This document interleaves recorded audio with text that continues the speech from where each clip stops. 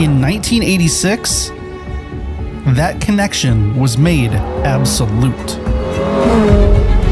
In an era of turbo-powered monstrosities tearing up gravel roads, Japanese technology dominating on a global scale, the man we're following, the man on the move. A few engineers in Germany had something to prove. With finesse and balance, they could combine man with machine in such a way as to be unstoppable. They created something groundbreaking, engineered to be perfectly balanced and capable of anything. From tight corners of city streets to the long banked curves of the green hell, it was unbeatable. What was created was quite possibly the greatest driver's car ever built.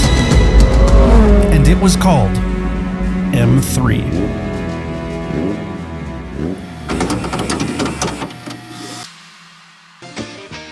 The BMW 325i. Ultimate driving pleasure. Win everything.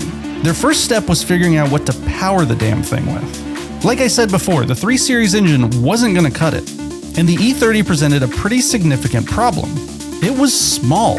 Its short hood couldn't hold some massive power plant in it, so they were going to need to be clever. Luckily, BMW had been making masterworks of internal combustion for some time, and that was in large thanks to a man named Paul Roche. Sound familiar? All of my stories have repeating characters. Paul, who later designed the McLaren F1's engine, was on tap to breathe life into the M3. Paul was a BMW thoroughbred and possibly the greatest engine designer that ever lived. Prior to the E30, he'd had his hands on the race engine made for the middling supercar, the M1. Paul's M88/1 that had run the M1 through its paces in Group 5 was a proven winner. And in the mid-80s, BMW was primed to replace it with the S38, the petrol-burning rocket ship that would power the M5 and M6. But the S38 was far too big for the diminutive M3, and the focus for the M3 was lightweight over sheer grunt. So Roche decided to start with the BMW M10, a straight 4-cylinder BMW had been using since the 50s. It was rock solid, reliable, and light. Its teeth were cut in Formula 1, where it served as the base of the most powerful F1 engine of all time, the 1500 horsepower M12. For his finishing touches, Paul took the head from his legendary M88 engine and literally sliced off 2 cylinder banks, welded on a steel plate to cover the hole, and slapped it on top of the M10. Like the M88 before it, the new engine would also get individual throttle bodies, and beefed up internals to withstand the thrashing of high-level racing. The result was a lightweight, durable beast of an engine. The S14. So named because it took Paul Roche only 14 days to design it. While it was small, and it wasn't exuberant in its horsepower figures, its bark was as loud as its bite, and the S14 bit hard as hell. Translating the S14's notes to the driveshaft was a GetRag 5-speed with a dogleg layout.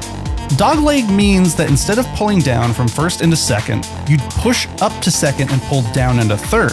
A design that's inconvenient in a road car, but on a racetrack where you're shifting from second to third more often, especially when streaming out of an apex, a dogleg shaves tenths of a second, and fractions of a second in DTM were the difference between the podium and the pit.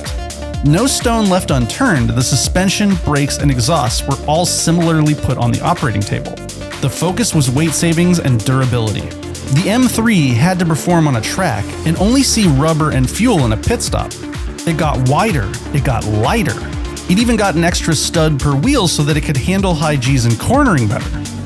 On the exterior, the E30 M3 shared very little with the skeleton it was built around. The 3 Series only donated a hood, a roof panel, sunroof, and inner door panels. Everything else was bespoke to the M3, every detail nudged and sculpted in the name of weight savings or aerodynamics.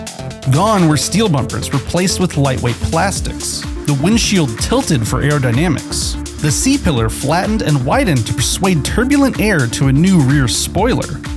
Wider arches enveloped thicker wheels and tires. What remained may have at first glance been a slightly modified 3 Series, But what stood before you at a racetrack or showroom floor was an entirely new car. The M3, a fully prepped racing car that just happened to be road legal. And in 1987, you wanted one.